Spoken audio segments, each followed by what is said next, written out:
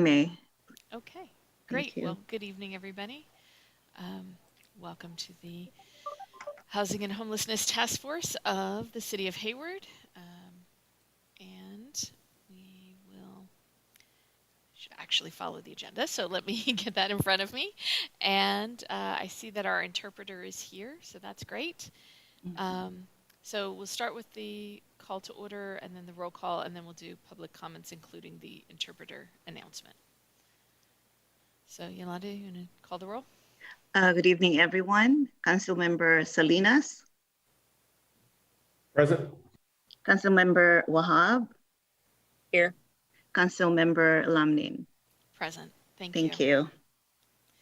Thank you. And we'll start our public comments with an announcement from our interpreter, if you would, to let people know how to hear you. Okay. So, good evening. Tonight we're offering Spanish interpretation service. If you're joining the meeting through the Zoom application, you may select either English or Spanish.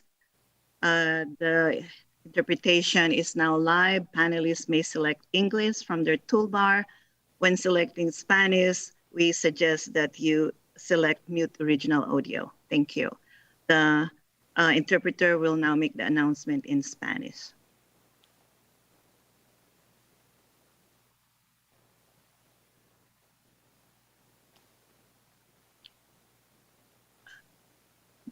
Okay, we can.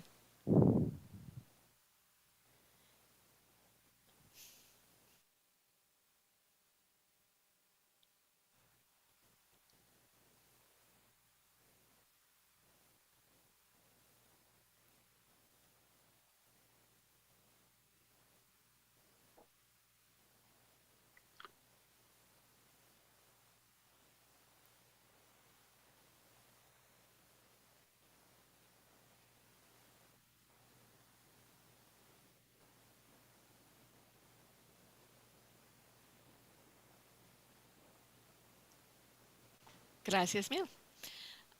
So now we'll open up the floor if there are public comments on items that are not related to the agenda. If you're wanting to make comments on our action item tonight, there will be a time to do that later. But if you just have a comment on an item not on the agenda, this is your time. And I'm not seeing any hands raised. Are you, Yolanda? No. So if you wish to speak and are using the Zoom application, please click the raise hand button. If you're dialing in, press *9 to raise your hand and *6 to unmute yourself. Thank you. Terrific. Thank you. I see we have one comment from Amit Goel.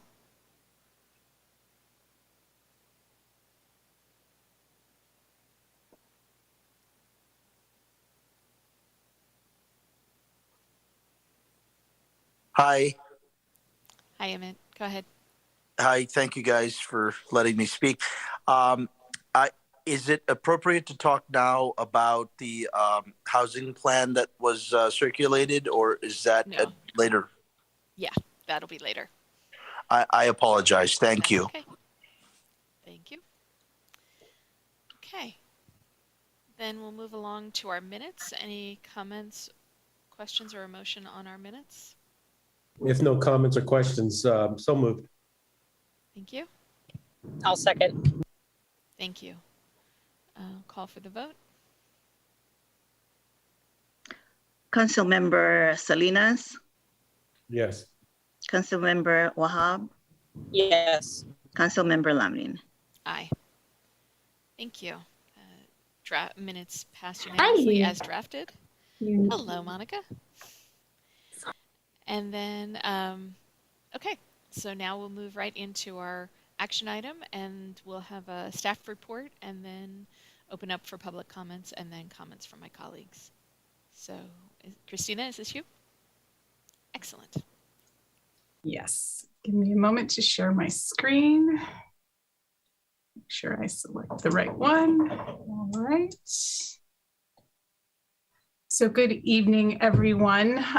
The item before you is a status report on the implementation of the existing affordable housing ordinance and our next steps in evaluating the appropriate approach for affordable housing. But before we discuss the findings of the evaluation, I want to take a moment to give you a high-level overview of the affordable housing ordinance and options the city has to incentivize the development of affordable housing. The Affordable Housing Ordinance has two primary mechanisms to create affordable housing. The first is an option for developers to provide on-site inclusionary units, and the second is an option for developers to pay an affordable housing in lieu fees, which the city then uses to subsidize the development of affordable housing. When we prioritize one method, we end up deprioritizing the other method because the developer either pays fee or provides units. In other words, if all projects have on-site affordable housing, then the city does not collect money that it can use to subsidize affordable housing. Both options will create affordable housing, but each option serves different populations better and also serves them at different magnitudes. As we review the findings from the evaluation of the Affordable Housing Ordinance, keep in mind that it is difficult to implement a one-size-fits-all policy. We will need to think strategically and use a variety of affordable housing strategies, including the Affordable Housing Ordinance, Density Bonus Ordinance, and the sale of public land to provide a variety of affordable housing options in the community. And just to provide a bit of background for those not familiar with the Affordable Housing Ordinance, the city amended the ordinance in 2017, and in early 2020, the council directed staff to evaluate the Affordable Housing Ordinance in an effort to increase the supply of affordable housing. We also want to keep in mind that in January of 2018, the state passed legislation that reaffirms the city's ability to apply affordable housing requirements on rental housing. However, out of concern that affordable housing requirements also constrain the development, they put limitations, they provided some oversight where they will require us in a feasibility study to ensure that the affordable housing ordinances don't unduly constrain the development of housing. And in the event that there is problems, we would have to submit the studies and justify the levels of affordability that are included in our legislation. We have a variety of things to discuss this evening. First, because of the concern raised by the state about feasibility, we want to provide an overview of what these feasibility considerations are in relation to the affordable housing requirements. We also want to provide a brief summary of what the latest revisions are, just so that everybody can remember where we were before the revisions and what were the recent revisions that were implemented. We then want to discuss the outcomes of the implementation of the affordable housing, but in the context of what the City of Hayward's current housing needs are. Over the last couple of years, we have done a lot of research in terms of the city's displacement study and the Let's House Hayward plan that gives us better insight of who the vulnerable population is in the City of Hayward and who needs the most support. Following that, we drafted a couple of questions to help identify what the goals are for revising the affordable housing ordinance and who is the target population that we want to serve. And then we'll conclude this presentation with just giving an overview of what the next steps are.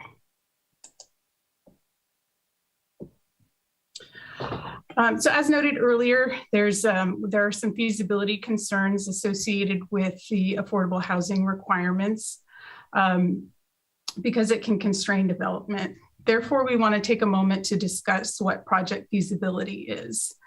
The Affordable Housing Ordinance affects feasibility in two ways. If the developer pays fees, it increases the cost of development. If the developer provides a below market on-site unit, it decreases the revenue. So if the anticipated cost associated with developing all of the units, which would include the land acquisition costs, planning approval fees, site improvements, construction costs, and of course, we're talking about for-profit developers looking for the profit margin. If they exceed the project revenues from renting or selling the units, then the developer will not be able to finance the development and will not construct the housing. Unfortunately, the revenue generated from developing a below market rate housing unit does not cover the cost of developing that below market rate unit. This is why the state is requiring these feasibility studies to ensure that cities won't unduly constrain the development with its affordable housing requirements. So while in certain cities, they may want to produce more housing by having high requirements, they may unintentionally disincentivize housing because it's just too expensive to build.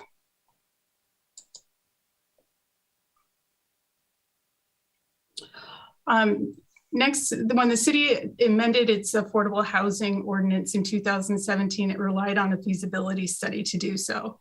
So in that, it set the fees and determined how much of an affordable housing on-site requirement the projects could support.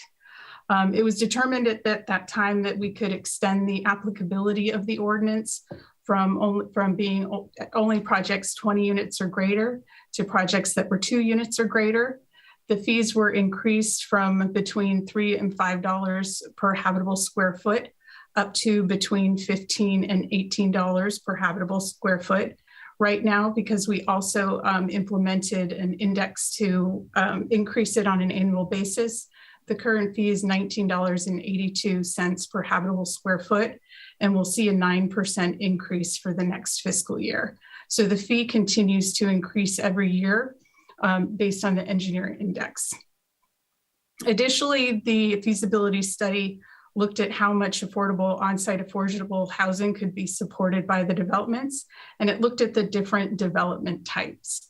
So the on-site requirement for ownership projects was increased from 7.5% of the project units to 10%. It had a different requirement for high density condominiums because those have a higher cost. And so it recommended having the lower threshold of 7.5% out of those feasibility concerns. Also with the rental housing, in order to target lower income population, which was decided to include both very low and low income units at equal proportion, that the recommendation was to keep the affordable housing requirement for rental housing low at 6%. They also allowed reduced fees for projects that were 9 units or less, so that we wouldn't disincentivize the development of these smaller projects, the middle income infill projects. Lastly, the ordinance allows the developer choose from a variety of options to comply with the affordable housing ordinance. At the beginning, I mentioned that there were 2 primary ones, but in total there are 4. So they can do on-site affordable housing, off-site affordable housing units, which we haven't seen anybody use that option yet, paying the affordable housing in lieu fee, or proposing an alternative plan. The last one we've seen more in negotiated land sale deals, where the developer is looking at a different variety of ways to comply with the affordable housing ordinance, and on occasion when there's a project that's a mixed tenure.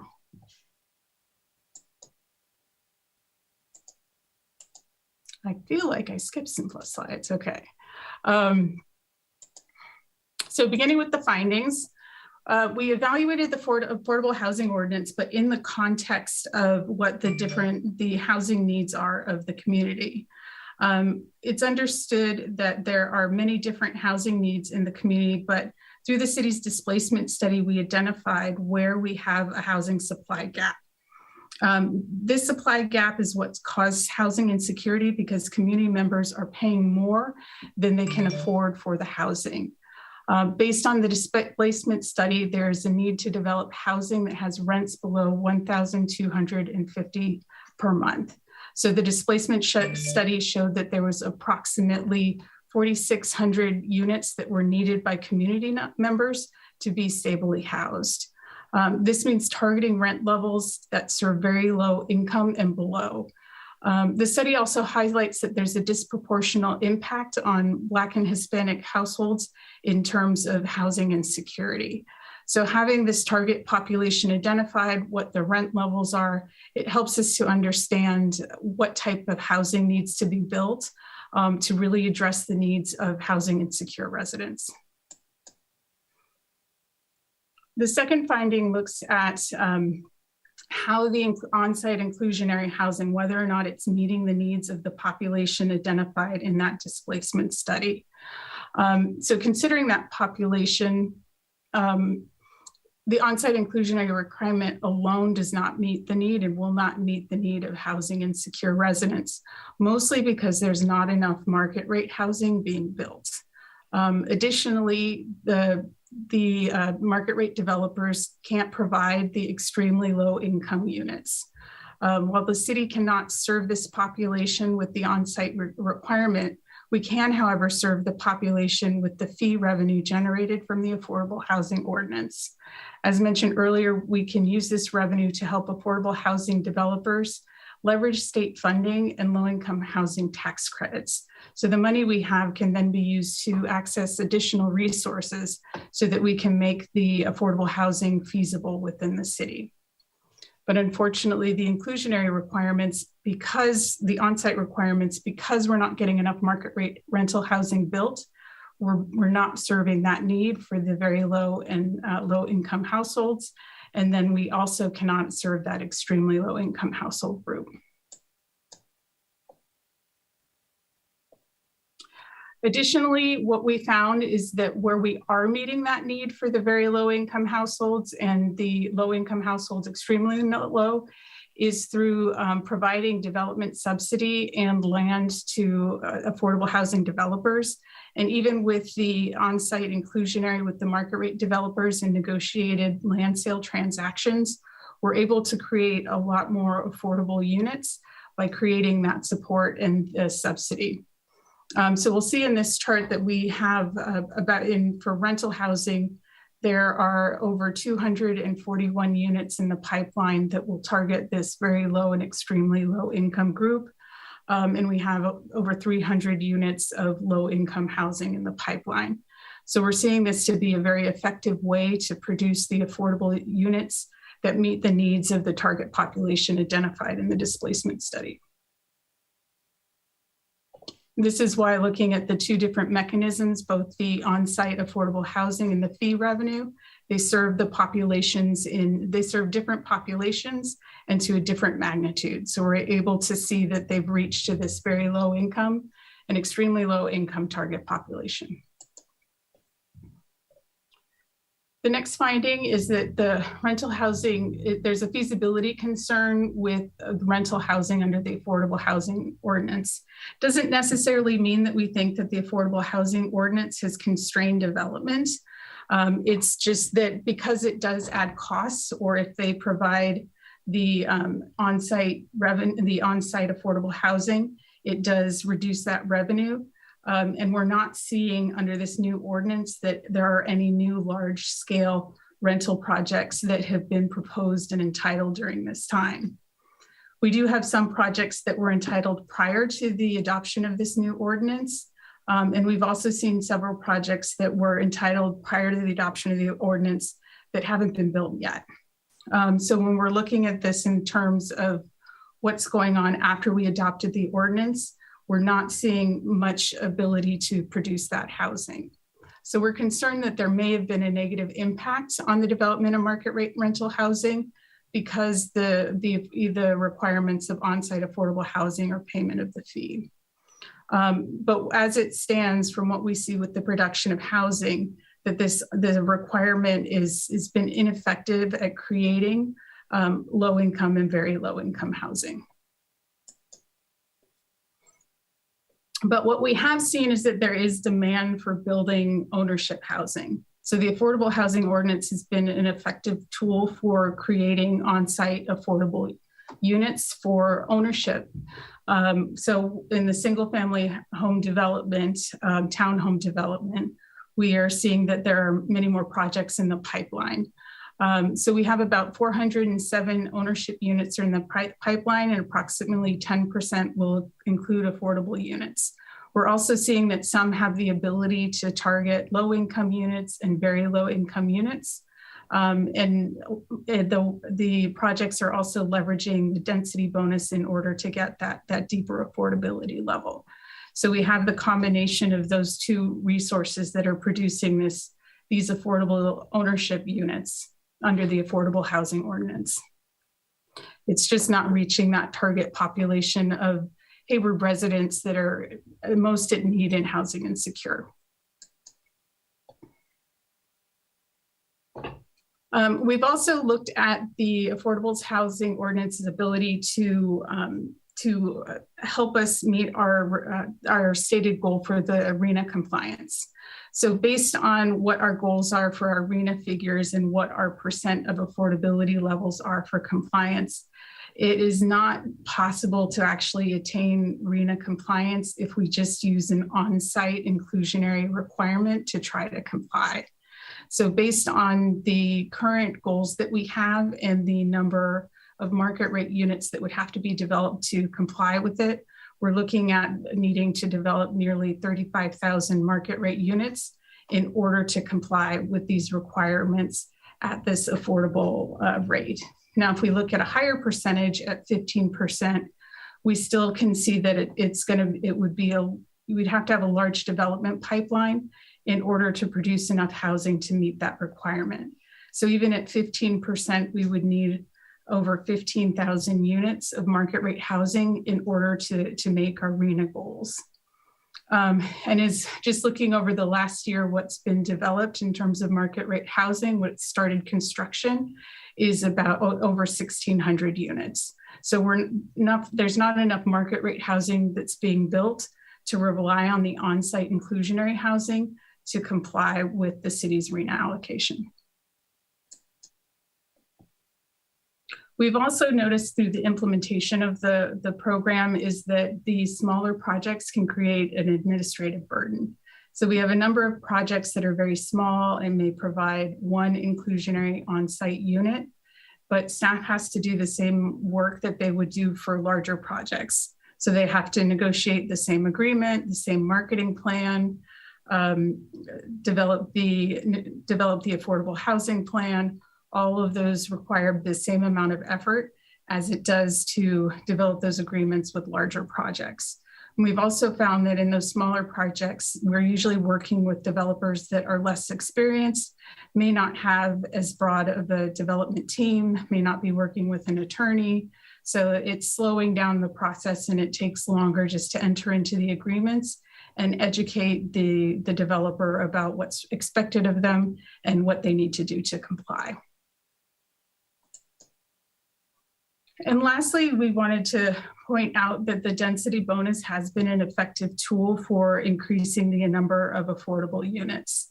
The density bonus is different than the Affordable Housing Ordinance in that there is an exchange or incentives in order to get those affordable units. So with the density bonus, the more affordable units you provide, the higher the increase in density the project can get, which provides more units that can create more revenue for the project, or they can ask for incentives where we concede to I think in some cases what we've seen is that they've asked for an exception on the height requirement.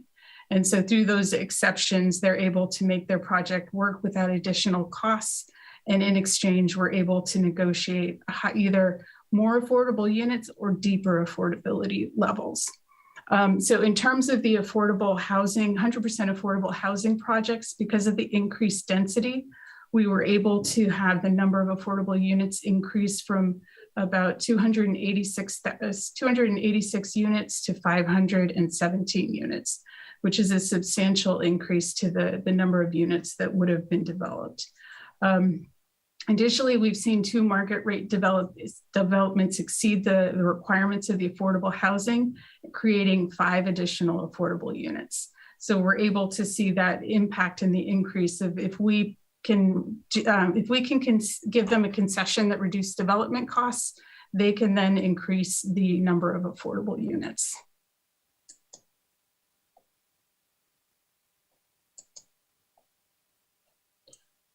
So those were our 8 findings.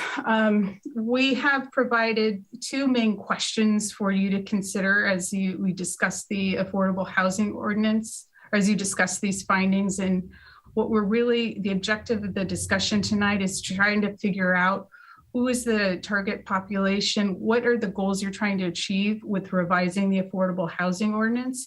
And I've listed out some as an example, but I'd really like to understand what is the top priority.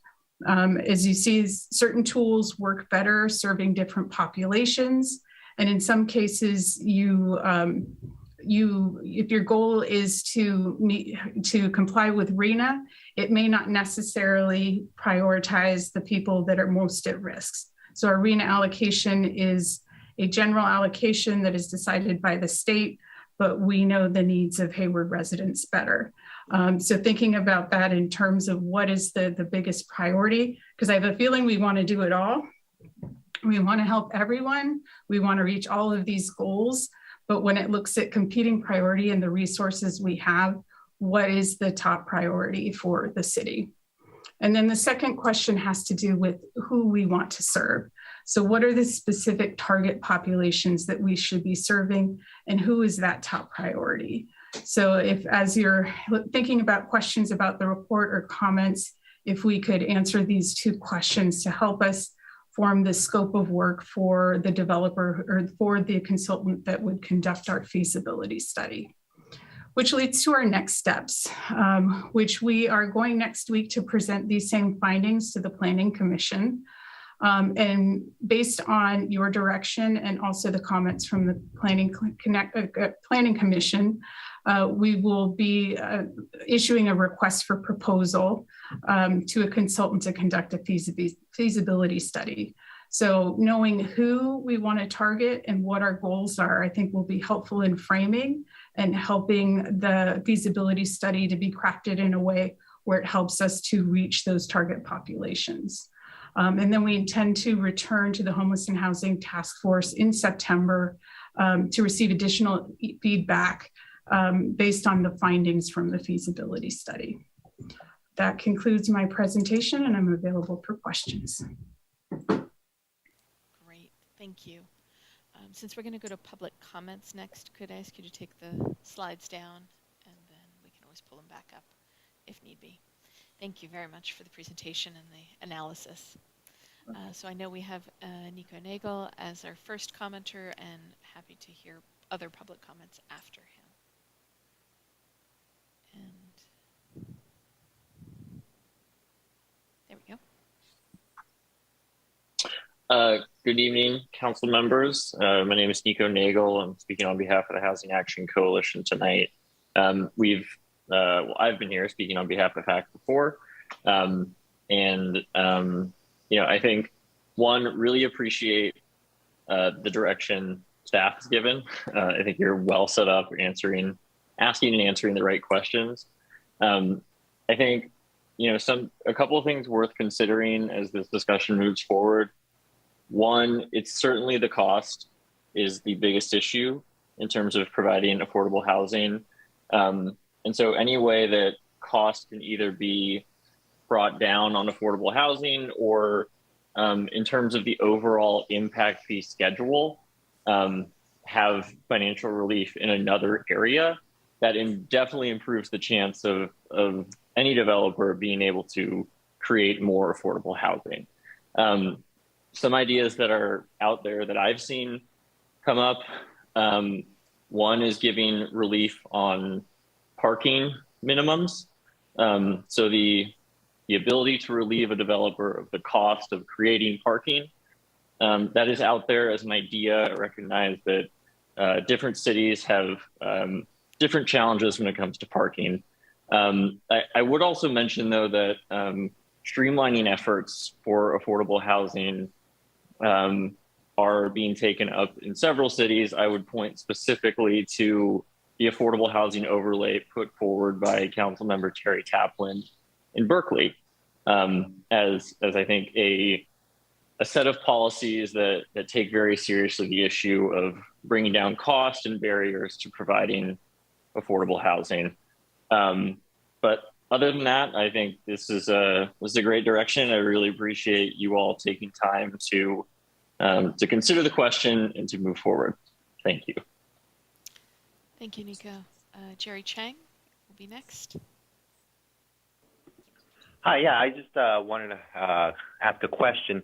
I'm not really familiar with the RENA and the RENA compliance.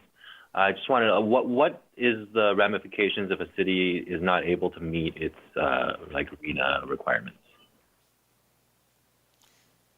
Kelly or Christina, or I can take a stab at it. There's, there's a variety of different, there's been a lot of state legislation that's been proposed through the years. I think the most restrictive is if you are not in compliance or like have willfully tried to not comply, you can be restricted from issuing any further. I'm gonna bite my tongue on that one because I'm not sure that actually is accurate. So, but there's penalties, potential penalties, fines. The challenge is, the state recognizes that cities don't produce housing. So as long as you have shown that you have zoned for all of the housing that's required, then you are considered in compliance. So if the zoning across the city reflects that number of units could be accommodated, that's considered in compliance. So I think it's a better way to look at it. But I think there's fines. I think there was, what I was saying was there was at one point, the desire to prevent cities from issuing further building permits until they came into RENA compliance. I'm thinking that has since changed because of the housing shortage. It seems sort of counterintuitive to prevent cities from issuing building permits if we're trying to produce more housing. There's not, I don't know, Christina, if you want to add anything to that, but that's my. Yeah, I think the two that come to mind are this SB 35 streamlining. It gets applied to, the cities have to provide that and comply with it if they don't meet the requirements in certain categories. I don't remember the specifics, but if you don't provide above moderate, you have a certain requirement. If you don't provide below, you have another requirement. So right now we are providing affordable housing can use SB 35 to have their application streamlined because of previous non-fulfillment of the RENA allocation. And then it can also affect cities' ability to secure state funding. We'd be less competitive for state funding because we're not complying with our RENA allocation. Thank you so much. Thank you. Okay, we'll go on to Tom Fiera. And Tom, apologies if I said your last name wrong.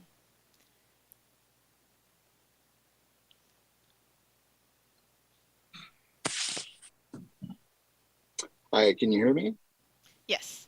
Oh, I'm sorry. I skipped. I'm sorry, Tom. Oh, go ahead. Misread the list. So you and Amit are both there. I should have called on Amit first. And then go ahead. You, Tom. That's My fine. apologies. Amit, go ahead. No problem. Hi, thank you so much for taking the time to have this report prepared and presented. My name is Amit Goel. I'm the developer of Maple and Main, newly proposed project in the city of Hayward, or proposed before. I think all of the findings that were presented today very accurately reflect the state of how things are.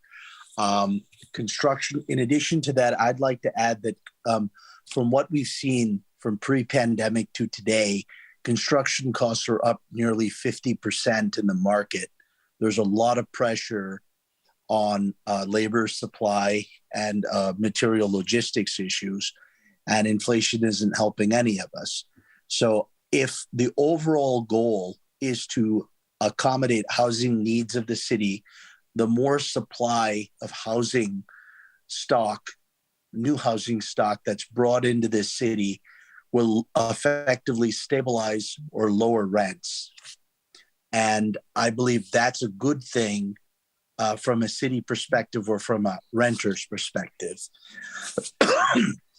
I also believe that, the proposals that have been laid out in this report regarding fee in lieu and the different affordable housing options and requirements, and just all of that being presented and everyone being able to see objectively from a third party standpoint how that can negatively hurt the ability to finance and do a project is it is really nice to hear. There's just not a lot of cities that are forthright and honest with the public, and I feel like you guys have been, and I really commend you for that. And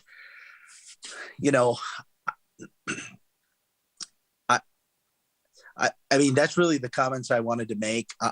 I'm here for any questions if anyone has of me, in particular, or my project.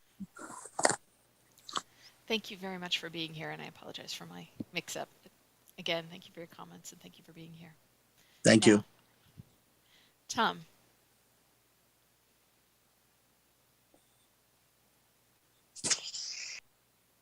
Go ahead, Tom. Can you hear me? Yes. Okay. Thank you so much for putting this on. I just want to confer with Hayward concerned citizens. For the past couple of decades, I've been in the city about 28 years. For the past couple of decades, the city has concentrated its efforts on high-density condos, townhomes throughout Hayward. This has caused families to move, schools to close, and for schools to possibly close next year. We're down about 5,000 students in our Hayward School District, and the unhoused population to rise.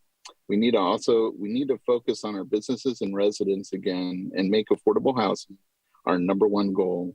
I would like to direct staff to eliminate the in lieu fees that's currently in effect. I think doing these measures would help Hayward enormously in the future. Thank you. Okay, thank you. I'm not seeing any other hands raised, but I'll give it just a moment in case there's anybody else from the public who wanted to make a comment. Seeing none, I'll close public comments, and I'm going to take just a moment of sort of chair privilege just to ask a question.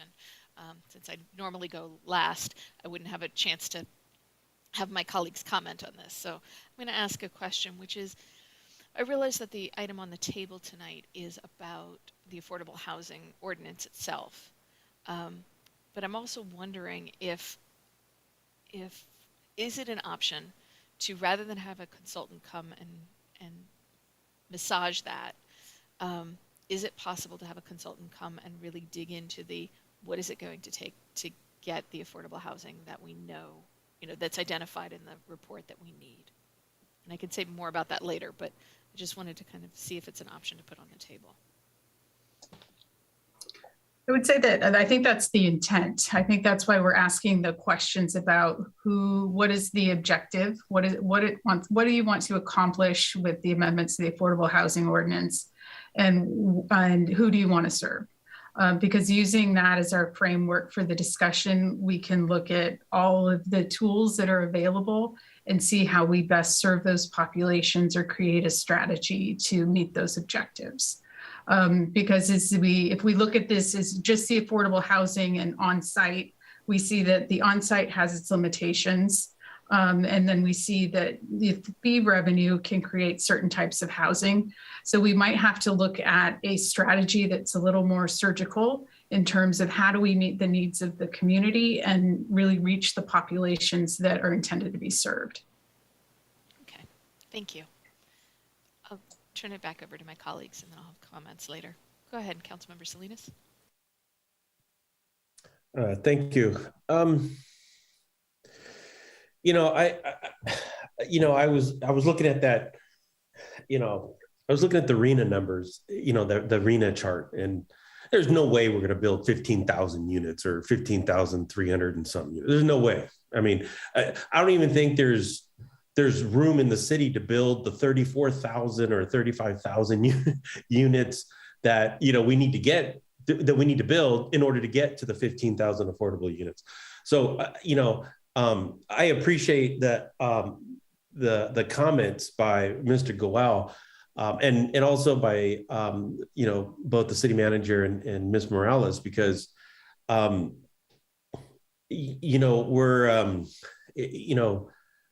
not going to hit those targets. I don't know if there's a city in California that's hitting those targets, and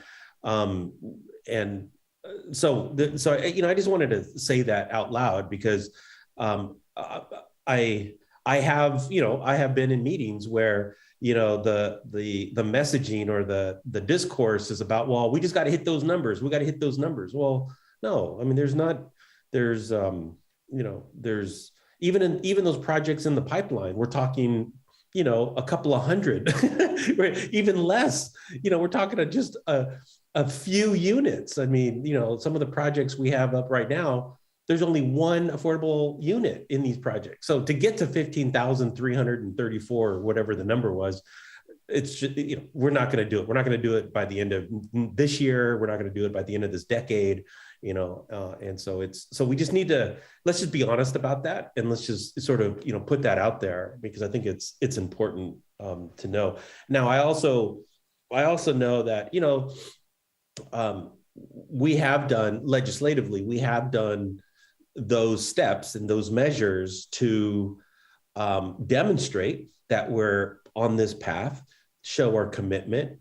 And if things were to come to us, I think legislatively and administratively, I think we are positioned to, make those projects happen. And I'll tell you, I really appreciated Mr. Goel's comments about, at least from a developer's point of view, that he sees that, and I think he acknowledges that. So I wanted to just sort of make that comment. But anyways, I get frustrated, when I look at those RHNA chart numbers, because it's frustrating, so anyways, I'll stop at that. But Christina, can you go to slide 15? Because I really want to focus on the questions at hand, so we can just really be specific here.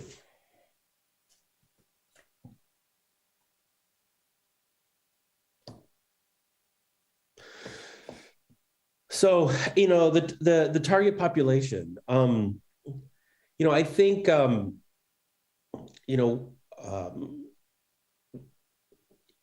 I think over the years, particularly, over the past, 5 or 6 years, we have been, I think, really focused on low-income renters and low-income home buyers, at least getting opportunities for low-income home buyers. That's not to say that we don't, that we're not concerned about seniors, students, individuals of low risk, individuals at risk of homelessness.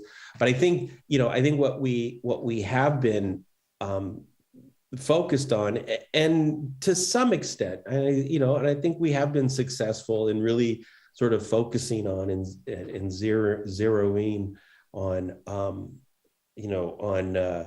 low-income renters and low-income home buyers. And so,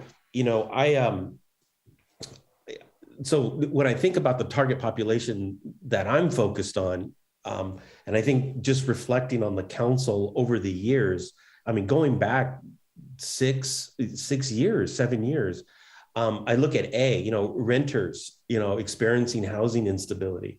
I think we've been, figuring out ways to keep people housed, keep people, keeping rents down, so that families, low income and otherwise can, if at all possible, begin to save money. I know it's hard, but it's being able to save money to either move up or buy a home. And we've also, and I know that we have also been able to have programs, first-time home buyers programs, and help families in those types of programs. So, for me, is a priority, and I think is a focus. I also look at, individuals. I look at family size today, and while there are, still families of 3, maybe 4, there's still a lot of individuals. And when I think of individuals, I think of individuals of, classic example of, let's say we have a Hayward student, finishes college, goes on to graduate school, comes back from graduate school, lands a job that enables them to maybe rent a place and enables them to sort of, save money to buy a home. And I think if we can help individuals do that, I think we have accomplished, a lot. I would also, third is seniors, because I know we've talked a lot about aging in place. And, I think, to, really enable, seniors in the latter part of their years, being able to afford to live in a clean, healthy, sustainable, home, I think, is beneficial. Home ownership, as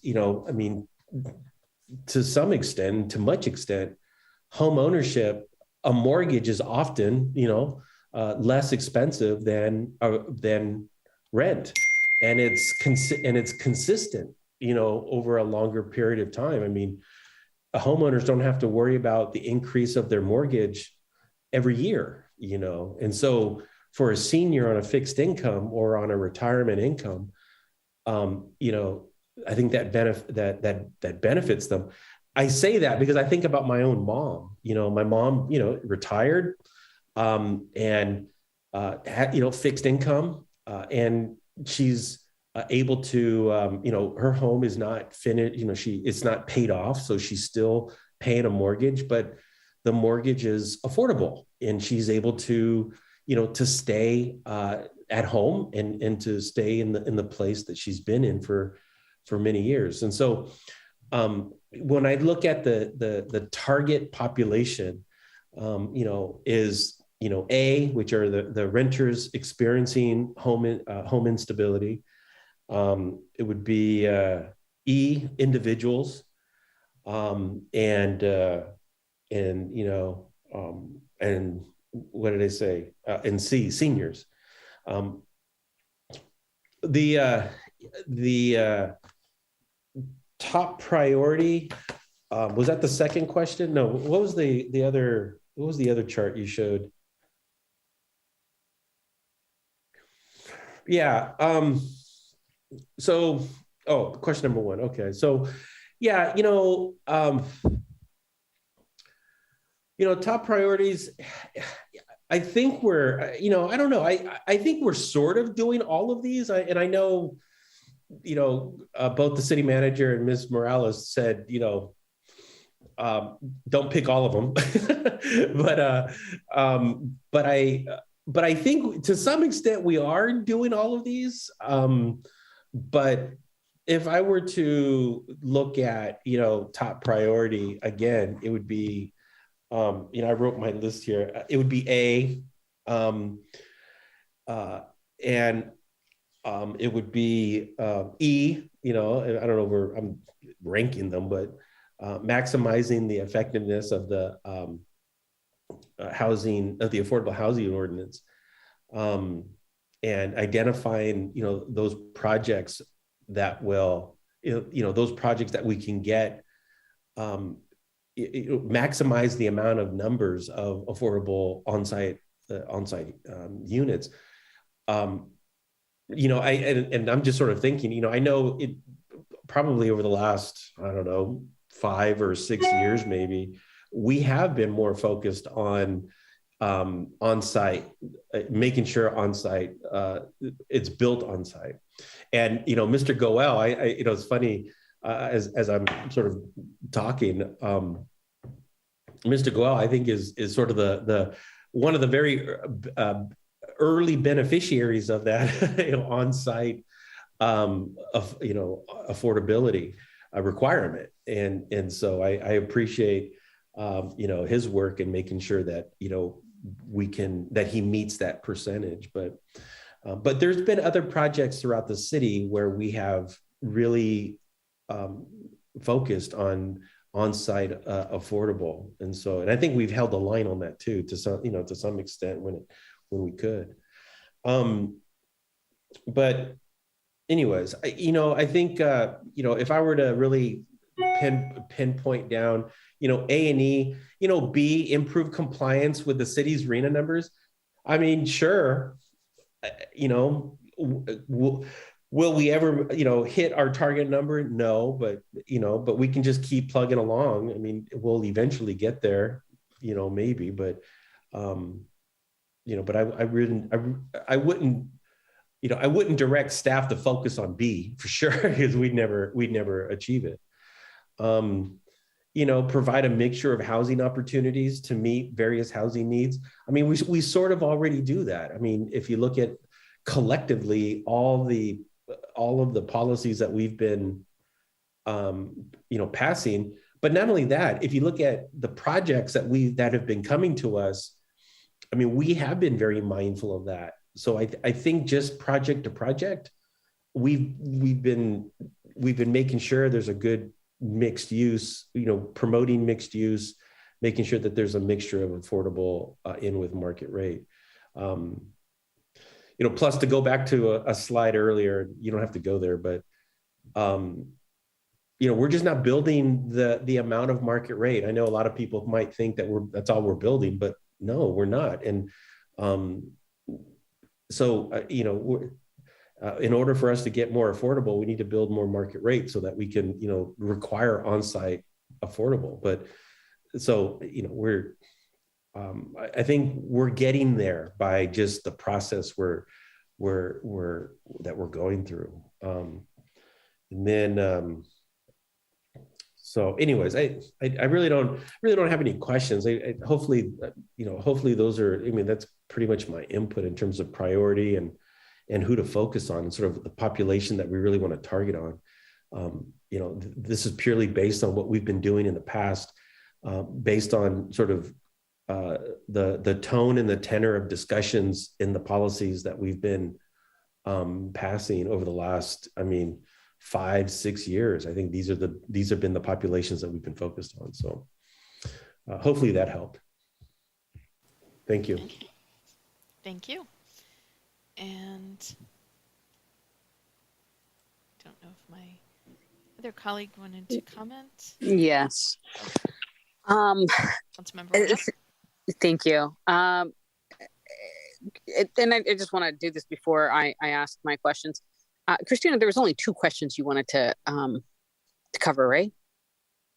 Correct. Okay. So, I had a couple questions before I really get into it. The RHNA numbers that we're at right now, were they including Caltrans properties or no?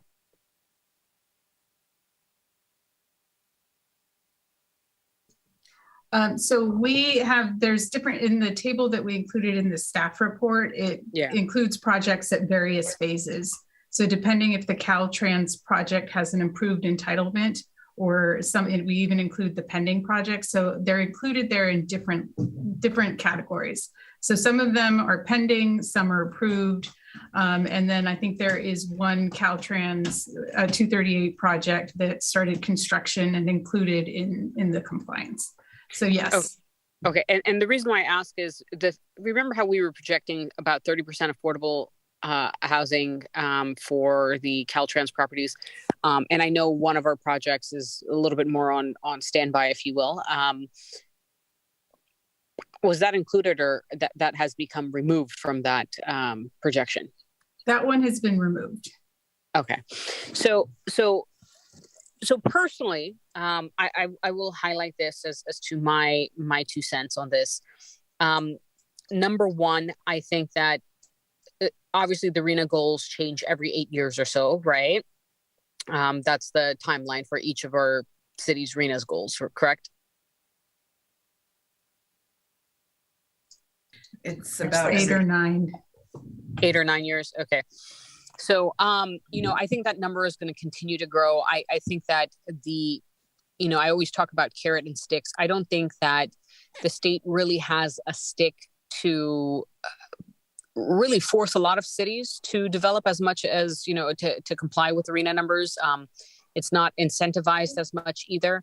And so I see a lot of cities that, I was shocked. I visited one city and somebody told me that they didn't build affordable housing for 70 years or any housing, which I was deeply shocked by, because I was like, how do you even go about that? So the RENA numbers is something that I like as a framework. I don't believe is something that is truly,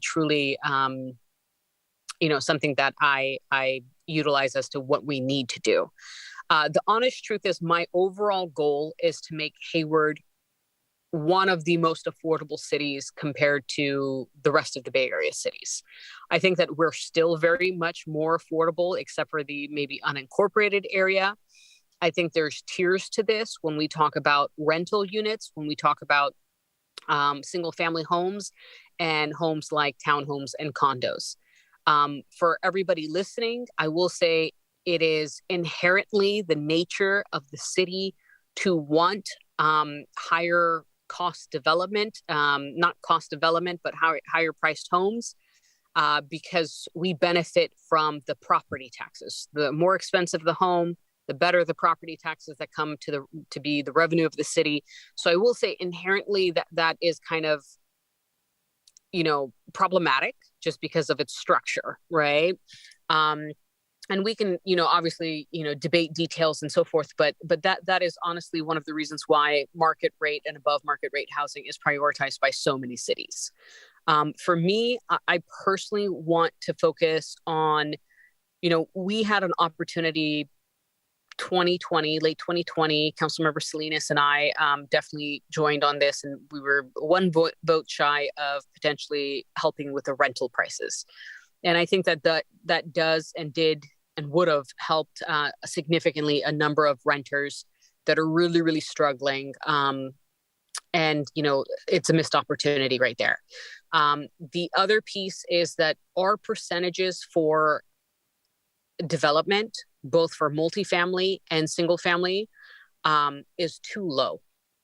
I get the fact that developers are saying that, hey, we can pay an in lieu fee, or we could do something else, or it costs too much.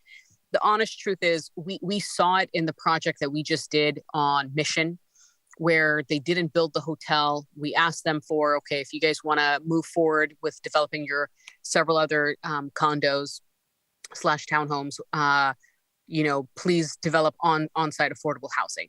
They did it 14 extra units that had just, on-site affordable housing. I do believe that the developer has more authority to make that happen, and we need to initiate that on a policy basis. So on-site affordable is the way to go. And the reason why is because if we do not develop on-site affordable housing and we're constantly develop market rate housing and trying to get that in lieu fee, at the same time, we are already pushing so many people out, right? We are not developing for them. By the time we get the in lieu fees and then figure out which project we're going to fund, years pass by and those people are already moving out of Hayward. So when we talk about preserving, protecting, and producing housing, we really need to think about the core Hayward resident, right? And the quicker we move, the more important it is, because the longer we wait, I will tell you guys, and I'm the only renter on council, so I'm going to say it again, rents go up by minimum 5% every single year, and those are for rent-controlled properties. All other properties can go up 10%, sometimes more, sometimes less, depending on the advocacy of not only the landlord, but also the tenant. So I think that there are problems that are created, not necessarily just by Hayward, but by the state and by developers and so forth. So to Mark's point about seniors, I will say the fixed income is a big concern as well. I don't think we focus enough about seniors aging in place, number one. And then it's also students. Students don't create the incomes that, right after college or even right after high school. So more affordable housing right now. That is the goal, at least for me. So it's not really in here as the examples, but that is the overall goal, as well as the affordable housing ordinance should have increased affordability on-site for each development style of project. So those are my two big focuses. And I think that that's really what the city should focus on.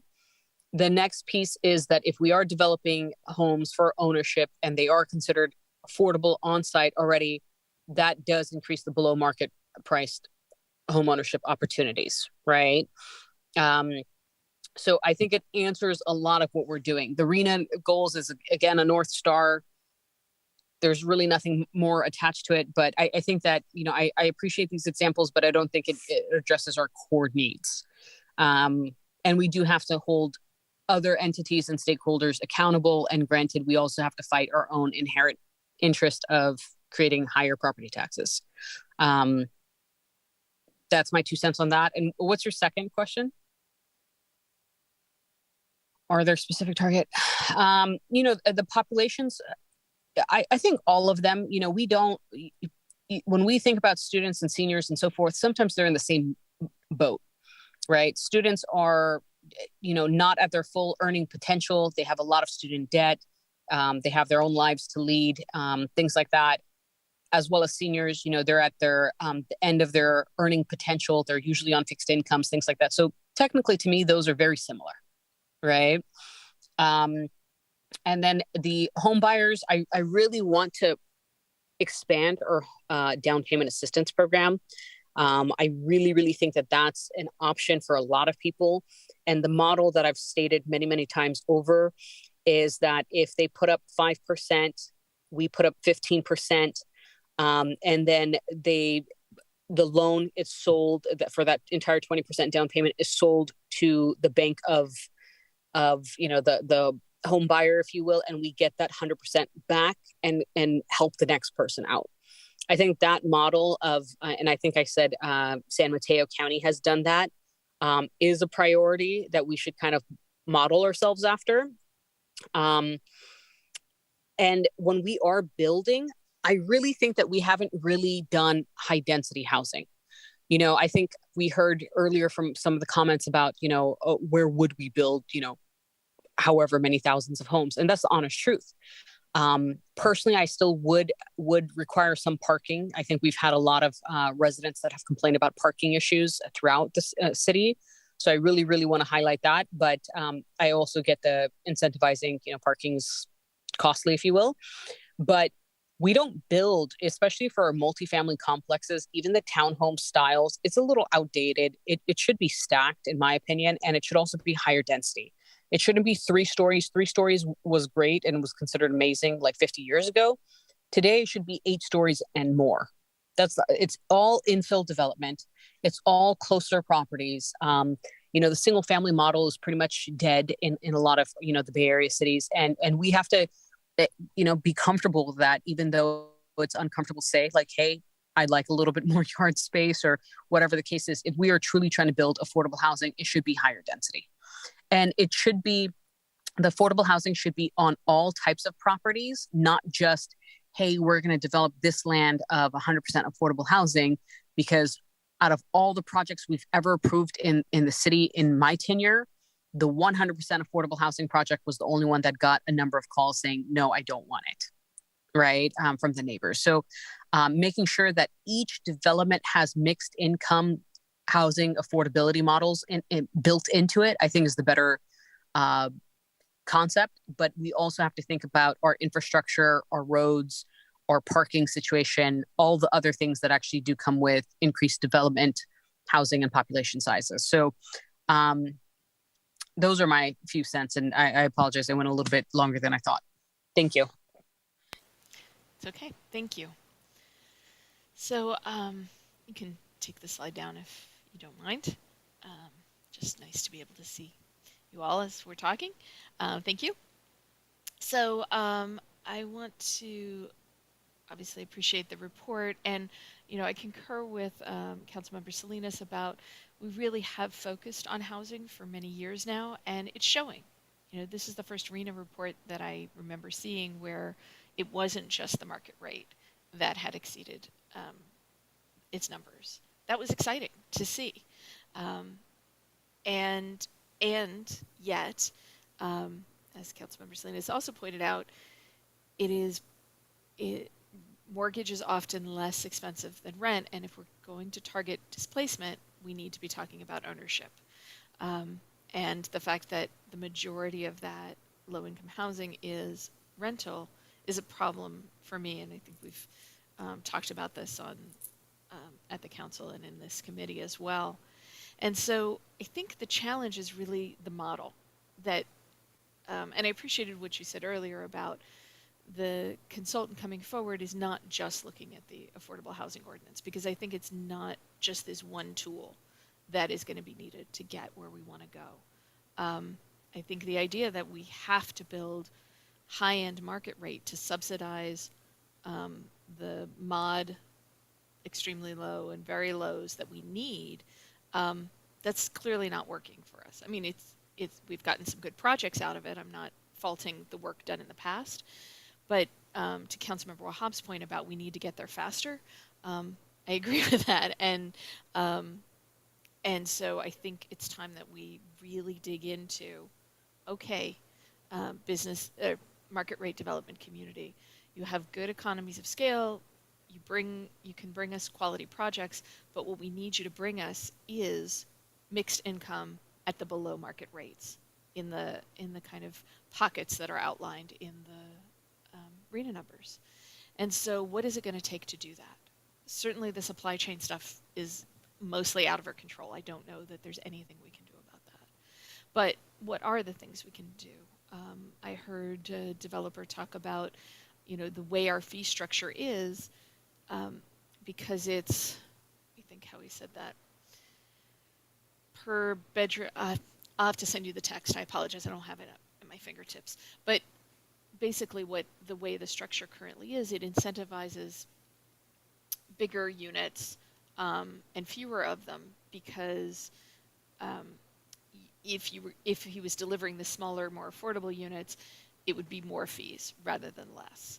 So, I'm hoping that the consultant can kind of dig into what are our obstacles to being able to retain the population that already lives here, that's already going to the university, that's already in our schools. I think the fact that we have a college and a university in our town, and yet our college graduation rates as a population are fairly low, speaks to this lack of affordable housing.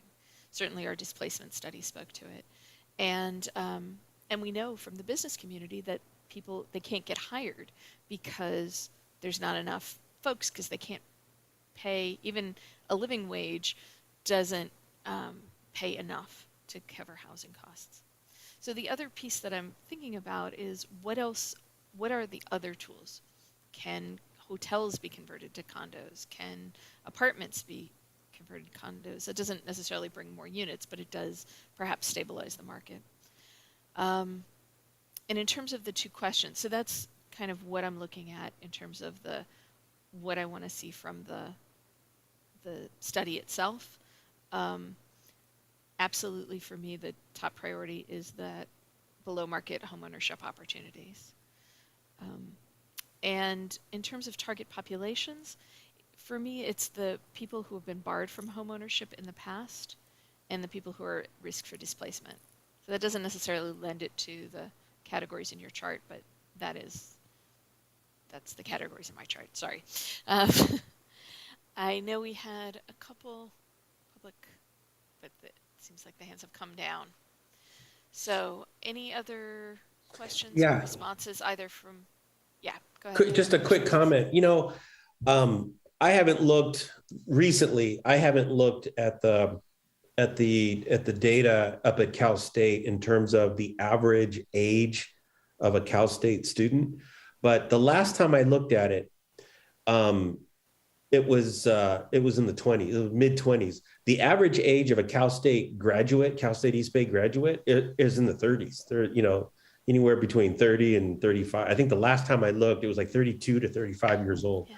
And so, so when I think about individuals, I think to go back to this, education city concept about what are we doing to accommodate those individuals that are graduating from whether undergraduate or even graduate degrees, that they're able to graduate, and they may not be walking into a middle management position right out of graduate school or out of undergraduate school, but what are we doing, whether it's quickly or at least in the near future, what are we doing to create those opportunities so that we don't lose them, right? Our goal is to keep them, especially those students that live in Hayward, that go to Cal State East Bay, that go to Hayward schools, Chabot, Cal State, and we want them to stay in Hayward, and raise their families and invest in our city.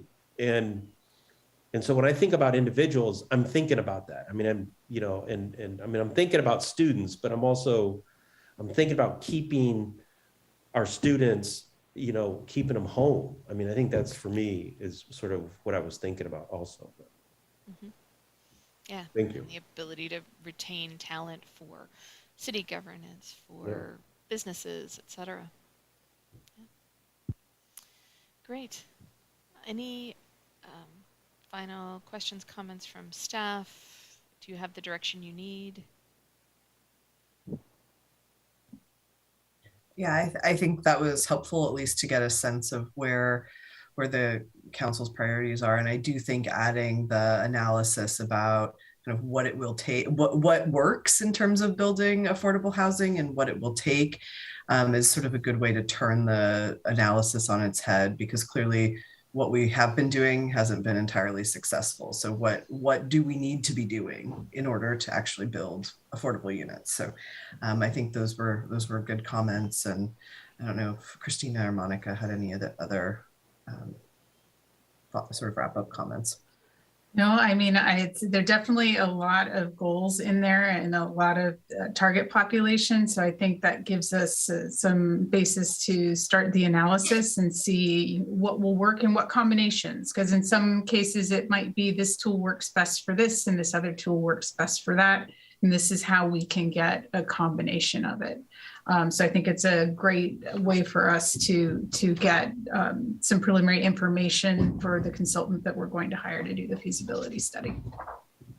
Great, thank you. Councilmember Wahab.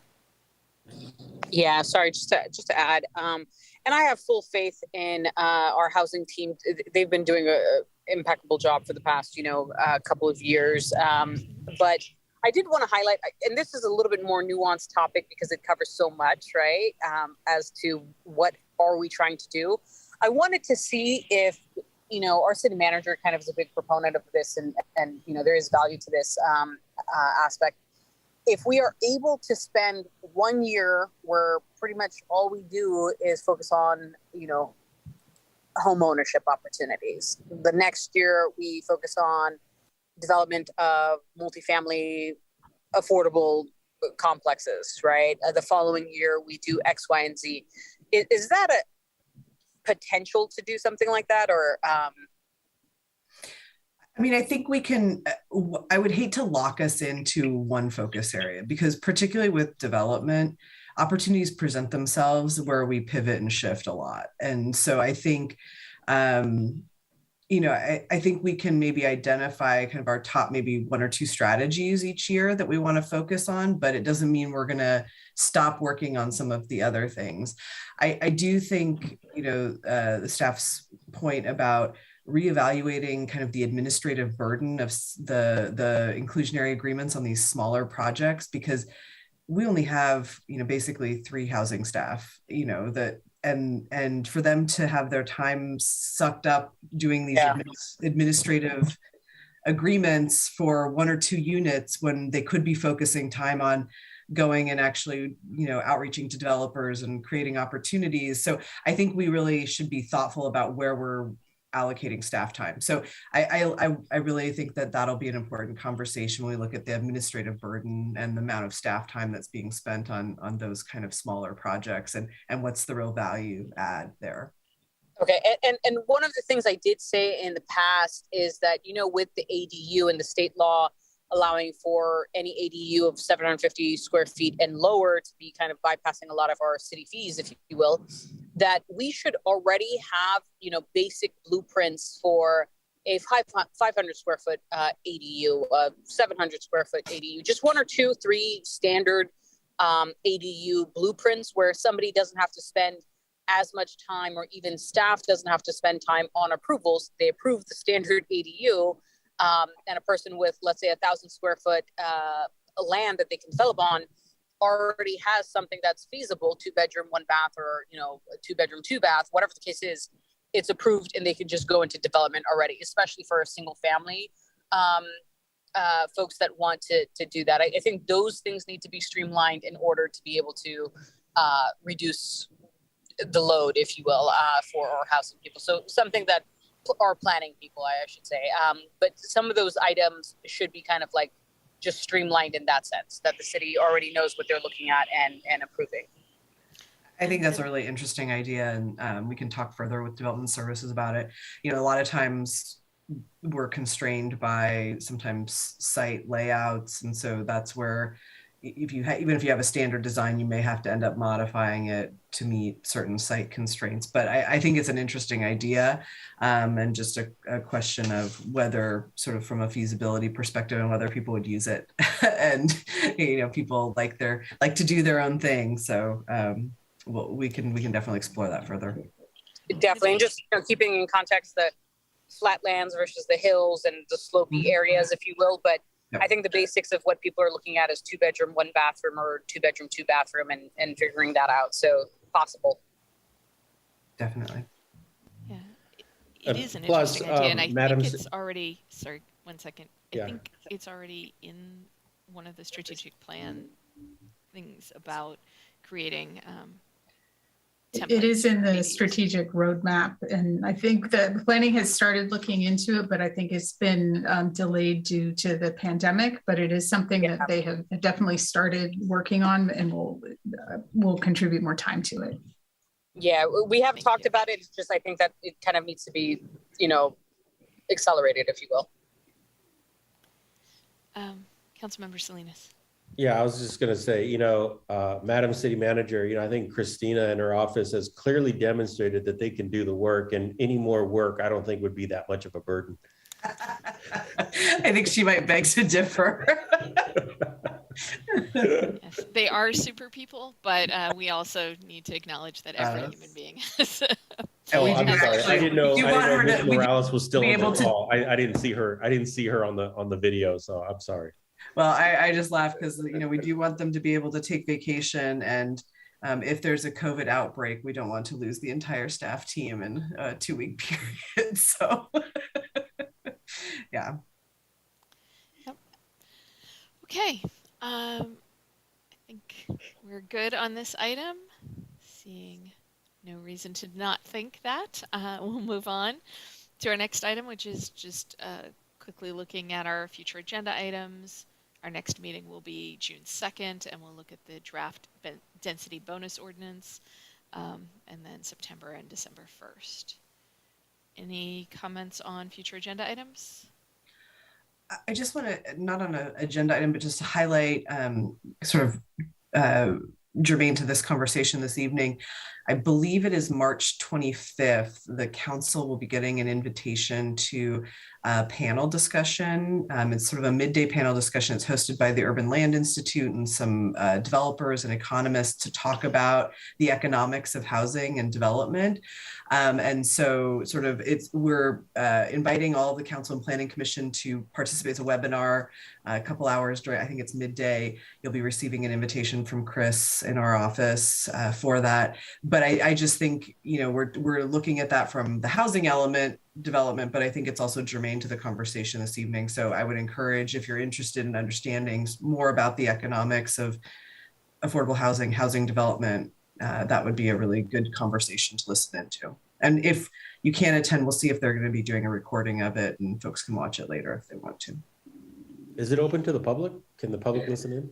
I'm not sure if it's open to the public. I think it's by invitation only. So I think it's because it's not a discussion. Sure. It's simply just like a webinar presentation, is my understanding.